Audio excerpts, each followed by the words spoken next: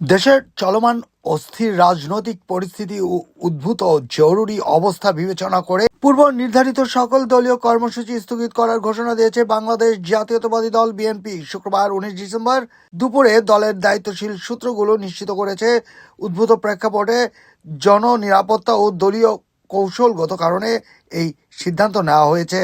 স্থগিত হওয়া কর্মসূচির মধ্যে ছিল বিকেল 3টায় মানিক মিয়া অ্যাভিনিউয়ের সেচ ভবনে বিএনপি মহাসচিব মির্জা ফখরুল ইসলাম আলমগীরের পূর্ব ঘোষিত একটি অনুষ্ঠান। এছাড়াও বিকেল 4টায় কাউরান বাজারের ওয়াসা ভবনের সামনে জ্যেষ্ঠ যুগ্ম মহাসচিব রুহুল কবির রিজভীর নির্ধারিত কর্মসূচিটিও আপাতত স্থগিত রাখা হয়েছে। বিএনপি মিডিয়া সেলের সদস্য সাইরুল কবির খান জানিয়েছেন যে কর্মসূচি স্থগিতের পাশাপাশি দেশের সার্বিক পরিস্থিতি পর্যালোচনার জন্য আজ শুক্রবার রাত 8:30টায় রাজধানীর গুলশান চেয়ারপারসনের রাজনৈতিক কার্যালয়ে দলের সর্বোচ্চ নীতি নির্ধারণী ফোরাম স্থায়ী কমিটির এক জরুরি বৈঠকের আহ্বান করা হয়েছে। এই গুরুত্বপূর্ণ বৈঠকে লন্ডন থেকে ভার্চুয়ালি যুক্ত হয়ে সভাপতিত্ব করবেন বিএনপির ভারপ্রাপ্ত চেয়ারম্যান তারেক রহমান।